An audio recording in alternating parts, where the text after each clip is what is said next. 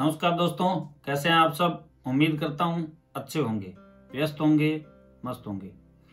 दोस्तों, प्रतिभा knowledge centre channel में आपका हार्दिक स्वागत और अभिनंदन करता हूं। एक ब्रेक के बाद में आज मिलना हो रहा है।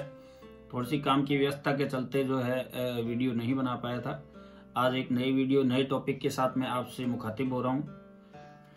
तो दोस्तों, जैसा कि मैंने आपसे प्रॉमिस किया था कि नगरपालिका के कार्यों के संबंध में इसके अलावा अन्य विभागों जैसे ग्रामीण क्षेत्र में पंचायत में होने वाले कार्य, पंचायत समिति में होने वाले कार्य, तहसील परिसर में होने वाले कार्य, उपखंड कार्यालय में होने वाले कार्य, पुलिस स्टेशन में होने वाले कार्य, इसके अलावा चिकित्सा विभाग की योजनाएं हैं, इरिगेशन की योजनाएं हैं, कृषि जो है विभाग की योजनाएं, सहकारिता विभाग की योजनाएं, समाज कल्याण विभाग की योजनाएं, महिला अधिकारिता विभाग की योजनाएं, लगभग सभी विभागों में होने वाले प्रतिदिन के कार्य, रोजमर्रा के कार्य एवं उनकी जो सरकार की योजनाएं चलाई जाती है उसके संबंध में मैं समय समय पर वीडियो बना करके डाला करूंगा। साथ ही राजस्थान सेवा नियमों के संबंध में भी जो है जानकारी दिया करूंगा और जो राज्य सरकार से नई अपडेट आएगी उसके बारे में भी आपको रूबरू करवाऊंगा। तो दोस्तों, चलते हैं आज के टॉपिक पर। और टॉपिक पर चलने से पहले मेरा निवेदन है कि वीडियो को जो है लास्ट तक जरूर देखें। वीडियो के लास्ट में मैं आज आपको ये भी बताने वाला हूं कि कुछ जो सेवाओं को नगरपालिका के अंदर ऑनलाइन कर दिया है, तो आप घर बैठे भी उनका जो है लाभ उठा सकते हैं। घर पे बैठे बैठे आप कैसे जो है फायर एनओसी के लिए आवेदन कर सकते हैं, कैसे यूडी टैक्स भर सकते हैं, या कैसे आप 90A की आवेदन कर सकते हैं, या नामांतरण की, जितने प्रकार के कार्य हैं वो भी मैं आपको बताऊंगा। तो चलिए शुरू करते हैं। आज का टॉपिक है बेटियों के लिए सुकन्या समृद्धि योजना। भारत सरकार द्वारा जो है यह योजना चलाई गई है। माननीय प्रधानमंत्री जी ने इस योजना का जो है शुभारंभ किया था और यह बेटियों की पढ़ाई के लिए और बेटी की शादी के वक्त होने वाले खर्च के लिए इस योजना का शुभारंभ किया। दोस्तों, इस योजना के अंदर जो लाभ मिलता है वो यह है कि भारत के अंदर प्रचलित कोई भी स्कीम के अंदर जितना ब्याज मिलता है उसमें सर्वाधिक ब्याज इस पर मिलता है। चाहे वो जीपीएफ की बात हो, चाहे पीपीएफ की बात हो, पीएफ की बात हो, किसी भी प्रकार के जो आपके खाते हैं उनमें से एफडी हो, चाहे वो कुछ भी हो, उनमें सर्वाधिक जो है ब्याज दर इसी खाते की है। तो चलते हैं, शुरू करते हैं। सुकन्या समृद्धि योजना के तहत आपको जो है सुकन्या समृद्धि अकाउंट खुलवाना पड़ता है सबसे पहले। और सुकन्या समृद्धि अकाउंट आप कितनी बच्चियों का खुलवा सकते हैं, तो मैं यहाँ बता देना चाहूंगा, आप 2 बच्चियों तक जो है सुकन्या समृद्धि योजना का अकाउंट खुलवा सकते हैं।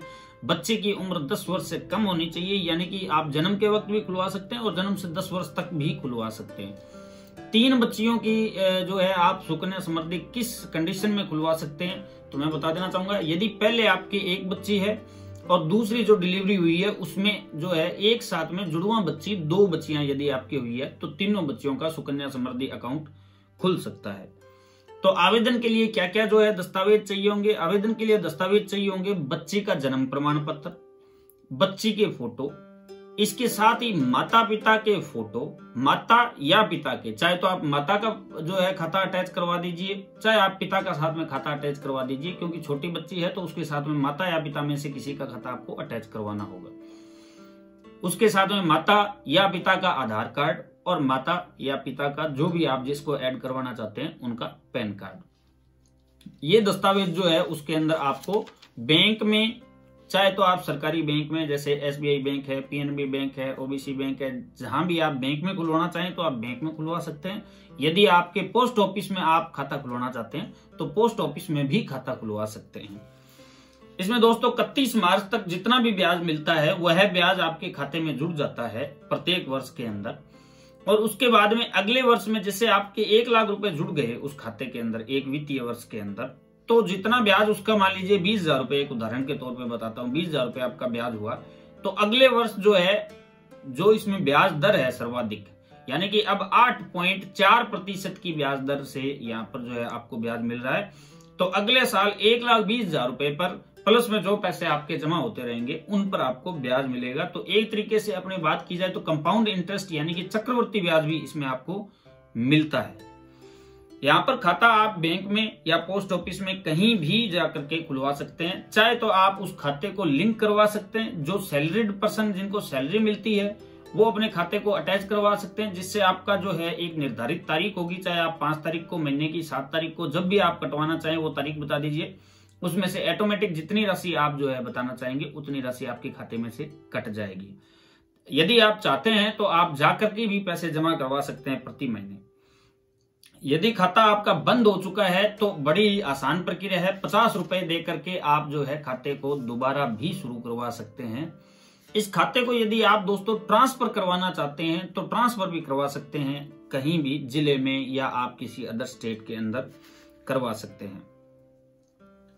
इस खाते की अवधि कितनी होगी तो दोस्तों यहां बता देना चाहूंगा, इस खाते की अवधि है जो कुल 21 वर्ष है और आपको टोटल 15 वर्ष तक इसमें पैसे जमा करवाने होते हैं और उसके नेक्स्ट 6 साल तक आपको कोई पैसे जमा नहीं करवाने होते। 6 साल तक आपको जो है केवल जो पैसा आपका जमा है उस पर आपको ब्याज मिलता रहता है। तो इसके अंदर जितना भी पैसा जमा होता है दोस्तों, एक तो सबसे पहली बात है कि जो सरकारी सेवा में कार्यरत है तो उनका जो 1.5 लाख रुपए तक की जो छूट है, जिस पर यदि 1.5 लाख रुपए में आपने LIC करवा रखी है या मान लीजिए आपने हाउस लोन ले रखा है तो ऐसे 1.5 लाख पर इनकम टैक्स की रिबेट मिलती है, छूट मिलती है। तो आप जितना पैसा जमा कराते हैं वो 1.5 लाख रुपए में काउंट हो जाता है और उस पर आयकर विभाग की धारा 80C के तहत आपको छूट मिलती है।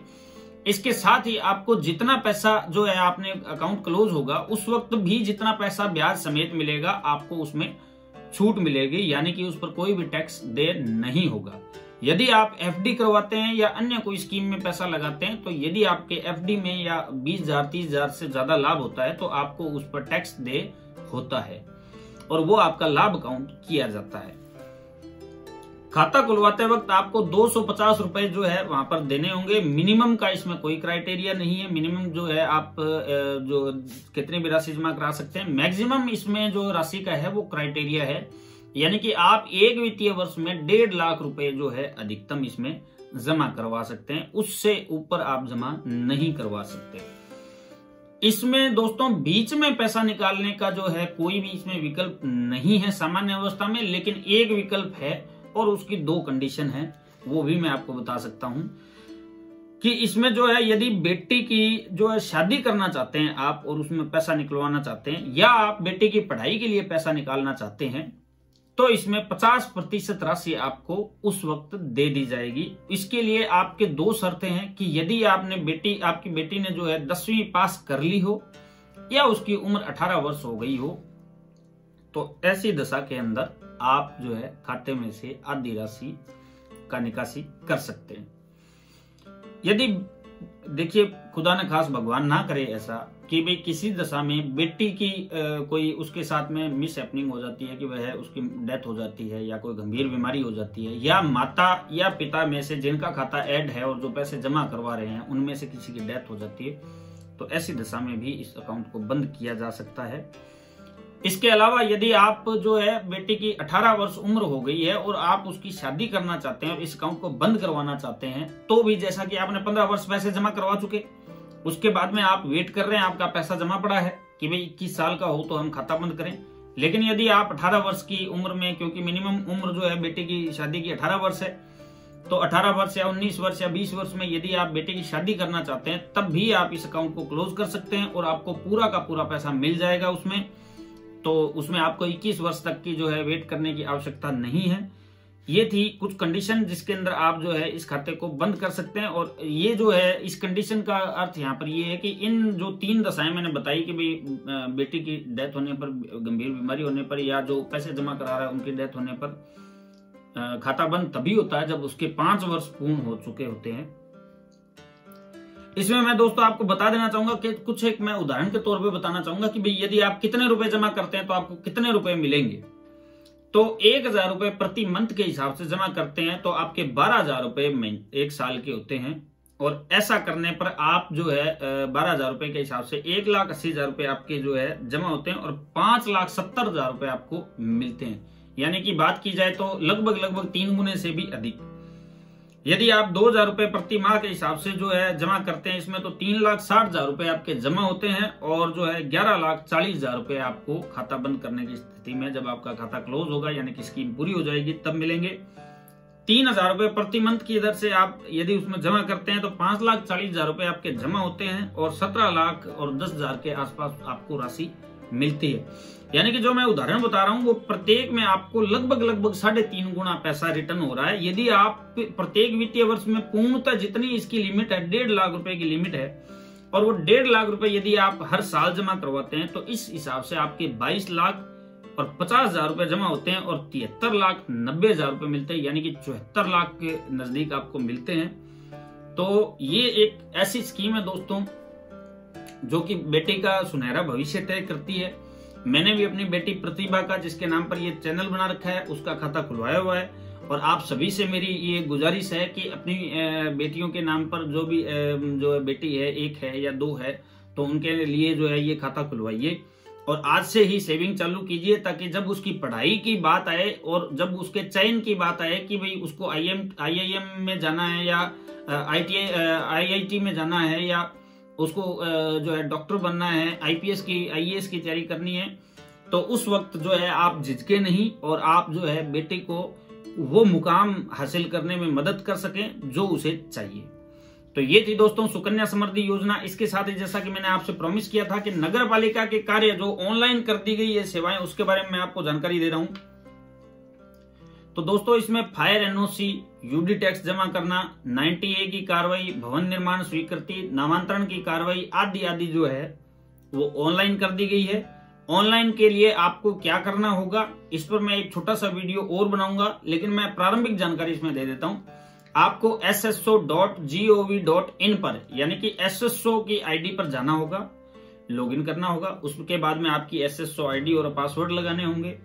उसके बाद में जब आप उसके अंदर सर्च के ऑप्शन पर क्लिक करेंगे तो आप LSG ऑनलाइन सर्विसेज पे जाएंगे, LSG ऑनलाइन सर्विसेज पे जाएंगे और उसके ऊपर क्लिक करेंगे तो उसके अंदर आपको ये विभिन्न सेवाएं मिल जाएगी। उसके बाद में आपको अपने नगरीय निकाय का जो है चयन करना होगा, यानी कि नगर पालिका है तो उसका चयन करना होगा, नगर परिषद है तो उसका चयन करना होगा, म्युनिसिपल जो कॉर्पोरेशन की बात की जाए, नगर निगम की बात की जाए वो है तो आपको वो चयन करना होगा और उसके बाद में आप किसी भी सेवा का लाभ ले सकते हैं। उसमें जो चाहे गए दस्तावेज हैं, चाहे गई जानकारी है, आपको वहां पर उपलब्ध करवानी होगी। इसका मैं एक लाइव वीडियो जो है SSO ID के अंदर जाते हुए भी बना दूंगा, ताकि आप उसके अंदर लॉगिन करने में और उसके अंदर जो सेवाओं का लाभ उठाने में आपको आसानी हो। तो कैसा लगा दोस्तों वीडियो, कमेंट बॉक्स में लिख करके जरूर बताइएगा। इसी तरीके से प्रतिभा नॉलेज सेंटर चैनल द्वारा जो है समय समय पर आपको जो सरकार की विभिन्न योजनाएं, सरकार के विभिन्न कार्यों के बारे में जानकारी दी जाएगी। तो वीडियो को लाइक कीजिए, ज्यादा से ज्यादा शेयर कीजिए और अभी तक यदि आपने सब्सक्राइब नहीं किया तो सब्सक्राइब कीजिए। जिन दोस्तों के मोबाइल में हिंदी जो है लैंग्वेज का उपयोग किया जाता है तो वहां पर नीचे जो है रेड बटन है और उसमें लिखा हुआ है सदस्यता लें, उस पर आप जो है क्लिक कीजिए और रेड बटन से जब वो ग्रे कलर का हो जाएगा तो यानी कि आप सब्सक्राइब उसको कर चुके। थैंक यू दोस्तों, गुड नाइट, शुभ रात्रि, शब्बा खैर।